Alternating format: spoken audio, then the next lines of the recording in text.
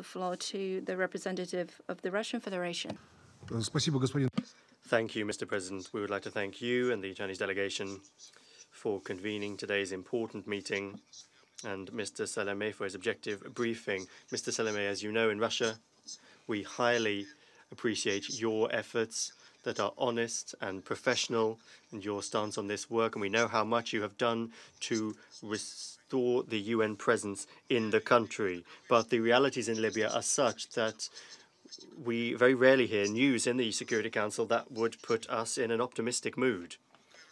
The deep disunity of Libya, the prevalence of local interests, sometimes whipped up by outside forces, and the free hand of armed groups that are extremely, sincerely depressing. There are worrying bursts of violence that also afflict the Libyan capital. In the unstable south of the country, a power vacuum is growing worse, and there is an ever worse and persisting threat of terrorism. This is the result of the irresponsible external influence on Libya that took place in 2011. We value the efforts being undertaken by the UN to restore the country's unity, to draw together its state institutions, including the security structures, and to take the path of socio-economic development. We look forward to progress in the implementation of the UN Action Plan, one of the key elements of which is general elections. A guarantor of their success must be a general understanding by Libyans of the parameters of that vote, which require compliance with the necessary internal state procedures. The existence of conducive conditions for carrying out the vote must also be borne in mind.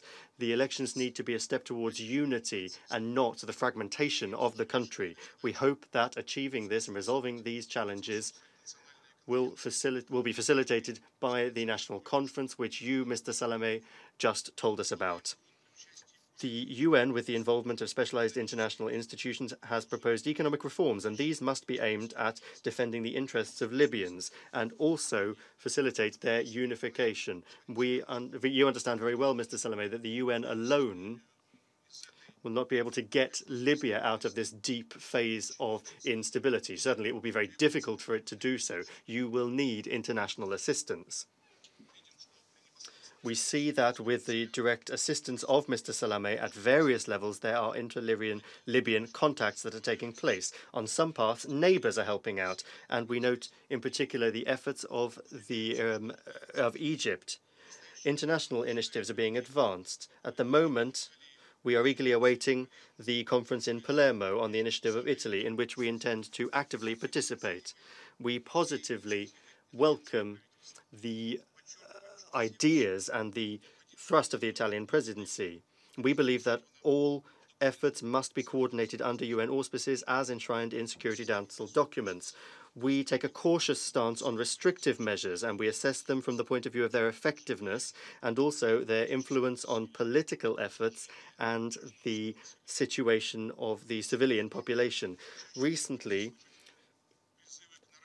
we all the more often hear appeals to beef up the sanctions toolkit in the Libyan context. We understand that it's necessary to counter those who are undermining the peace process, harming the oil sector of the economy, and committing crimes against the civilian population or migrants. However, in many cases, the response lies in the dimension of national justice and international cooperation in that area.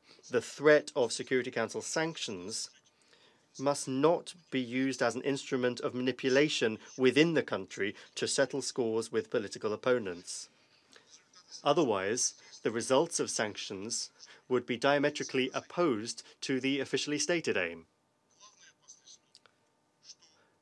The main message here is that good intentions would in fact complicate the task of unifying the country. We call upon members of the Security Council to closely study the proposal that was just made by the distinguished permanent representative of Equatorial Guinea, so as to find a formula for resolving migration problems. We need to fight not the migrants themselves, but those who have created and are now growing fat off this criminal business. That is where sanctions will truly be needed. The situation concerning Libyan assets that have been frozen by Security Council decisions needs to be looked into thoroughly. Questions about their protection, which are raised by the Libyan authorities, are entirely fair. These resources will still be needed when the country restores its unity and begins to recover after the deep crisis it is in. And concerning the vitally important oil sector, it must be underscored that the exploitation of the country's natural wealth must facilitate the development of Libya itself and increase the well-being of its citizens, and not serve the interests of other powers. The resources and wealth of Libya belong only to Libya and its people. We participated in the important visit of the Sanctions Committee delegation, led by the Permanent Representative of Sweden, to Tripoli within the framework of the planned visit, and we fully agree with you, sir, about the fact that nothing can replace field visits in the work of the Security Council. Unfortunately, for one reason or another, it was not possible to visit eastern regions of the country and meet local government representatives there.